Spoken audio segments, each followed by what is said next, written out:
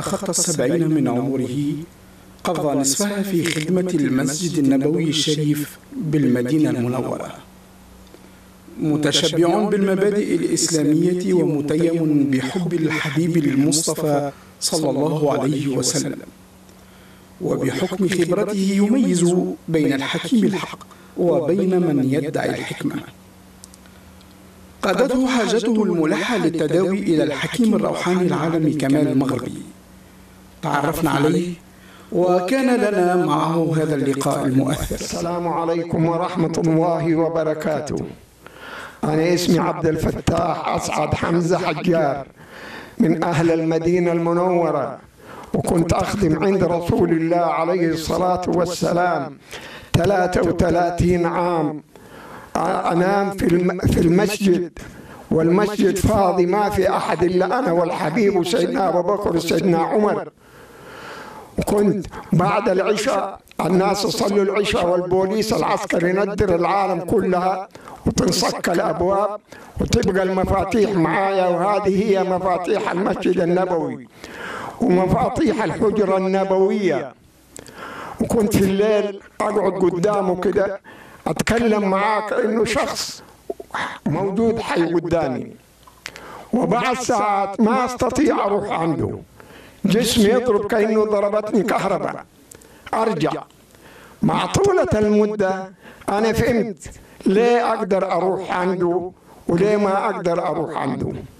الوقت اللي أنا ما أقدر أروح عنده ملائكة في كل ليلة 70,000 ملك يزور هذا الحبيب، واللي يجي يزوره ما يرجع حتى تقوم القيامة. ما عدد الملائكة. هذا النبي محمد عليه الصلاة والسلام يوم الحساب بني آدم يتنصب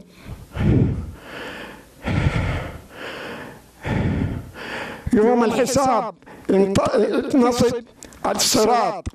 وما هو الصراط هذا؟ الصراط زي الشعر اللي انت شايلها في راسك، وأسد من الحديد يذبح الخروف يذبحه، هيا يمشي عليه بني آدم، ونبينا محمد يوقف في أول الصراط، وأمة محمد يمشوا على الصراط هذا، وهو يقول سلم سلم سلم سلم سلم سلم حتى يعدوا. وأحسن حاجة قضيتها في حياتي هو في خدمة هذا النبي عليه الصلاة والسلام. والآن أنا متقاعد والأبواب صارت مفتوحة ليل نهار، والحمد لله أنا في نعمة كبيرة. أولا عند هذا الحبيب، ثانيا بيت الله الكعبة جنبي ما هي بعيدة علي. بسم الله الرحمن الرحيم. أنا صابني شيء قلقني كثير، وصرت أدور على واحد يشوف إيش فيه أنا، فالناس دلوني على الشيخ هذا، وجيت جزاه الله خيرا، عرف مشكلتي وحيعالجني، وهذا خلي بالك له أجر كبير عند الله سبحانه وتعالى. أنا سمعت على الشيخ هذا من السعودية من المدينة المنورة إنه الشيخ يداوي ومن أحسن لا يكون، فجيت عليه هو راجيا من الله سبحانه وتعالى، ومنه هو الشفاء. وهذا هو الرجل الذي يخاف الله وإلا يتقي الله وإلا يعني يضبط كل حاجة إن كانت. وأما ما بيقوا كلهم بيساووا حاجات احتيال عشان ياخذوا فلوس من العالم. أنا من المدينة المنورة، قالوا لي الناس روح عند الشيخ كمال المغربي، واعطوني عنوانه. هذا الشيخ اللي هو يداوي 100% وصح بالرؤية الشرعية، ولا تروح لأي ثاني ترى يتعبوك وياخذوا منك فلوس، وكلهم محتالين وكذابين. وأنا لاحظت هذا. فهو الشيخ هذا من يوم ما جيت عنده عرف علتي ايه ومرضي ايه. ثاني حاجة من أول يوم شافني عرف إن أنا مريض، وعرف إيش معايا، وشي شفت بعيني إيش طلع مني أنا حسيت لما وصلت عند الشيخ كمال، حسيت إنه الله سبحانه وتعالى شافاني والرجل هذا الله يجزيه بالخير له أجر كبير عند الله. شيء شفته بعيني ما حد قال لي، ندر مني السحر وندر مني حاجات اعلم بالله، وشفته بعيني هذه زي ما سمعت. قام معايا الشيخ كمال بكل إخلاص، وكان يعني يخدم بضمير طيب، ورجل يتقي الله، ورجل من أحسن لا يكون. فأوصيكم بعد الشيخ كمال لا تروحوا لأي مكان كان. والله قعدت أعاني مدة طويلة، والله فيه يمكن 6 سنين. بعدين واحد من أهل المدينة قال لي أنت إيش معك؟ قلت له يا شيخ كذا كذا. قال لي أروح تونس عند الشيخ كمال ترى علاجك عنده. جمعة واحدة، ولكن دحين أنا بدأت في دنيا ثانية، بدأت خاطري مشروع. معناتها معاناتك اللي نجم نقولوا نتاع 6 سنوات بحول الله فهمتني في ظرف أسبوع حسيت بالراحة. حسيت بالراحة. 6 سنوات وأنا في سجن مع المرض.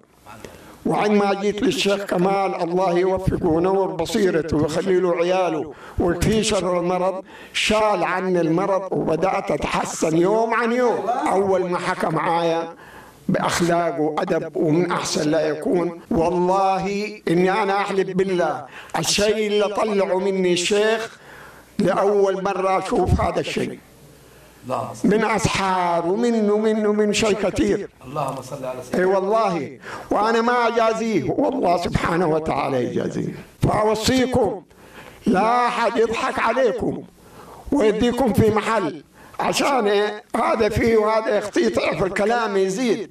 ولما تروح للشيخ هذاك اقول لك هات 100 دينار، هات 200 دينار، ولا يقول لك هات 3 عروش، ولا يقول لك كله كذب في كذب، واللي يعمل بالكارتة، هي الكارتة تفك السحر؟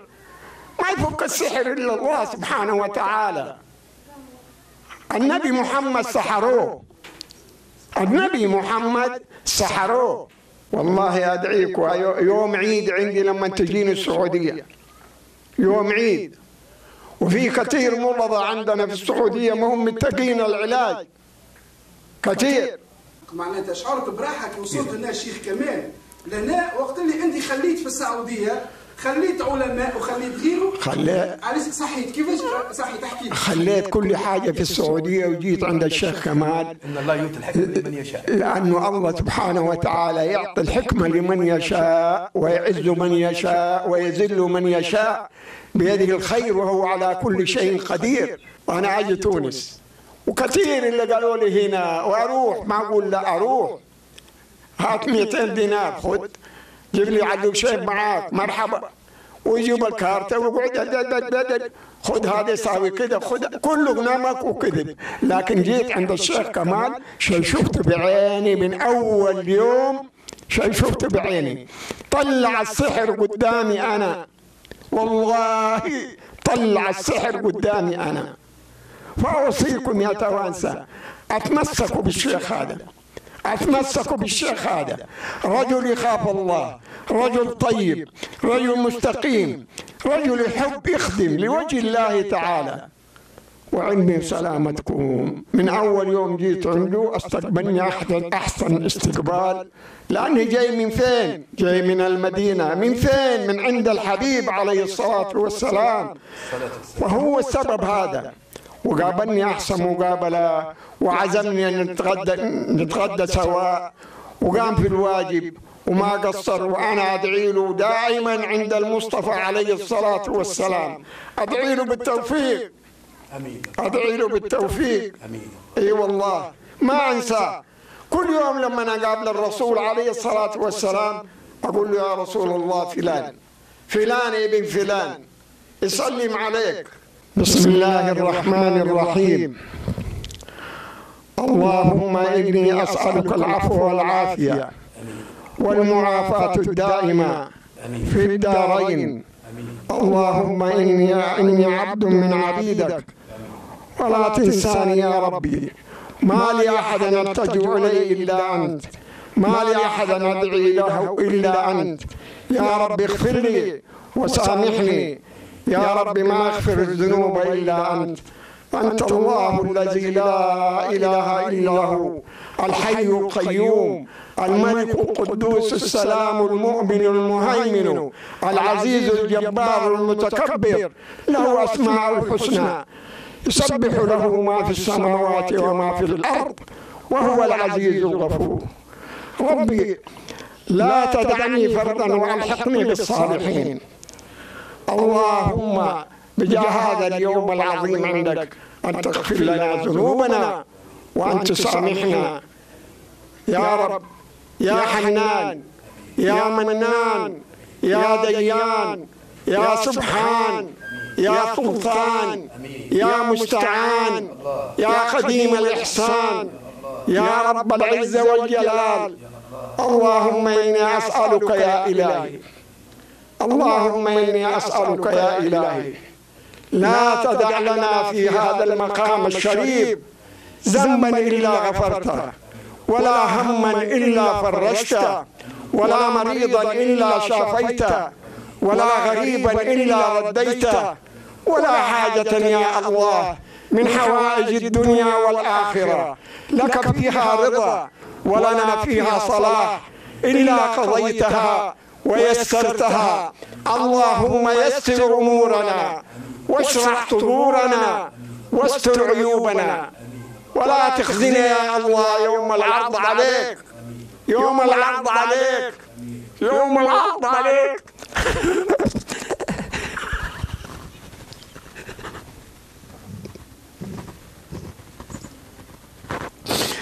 والصلاة والسلام على أشرف الأنبياء والمرسلين سيدنا ونبينا وحبيبنا وشفيعنا محمد رسول الله. لا إله إلا الله، لا إله إلا الله، لا إله إلا الله. والسلام عليكم ورحمة الله وبركاته.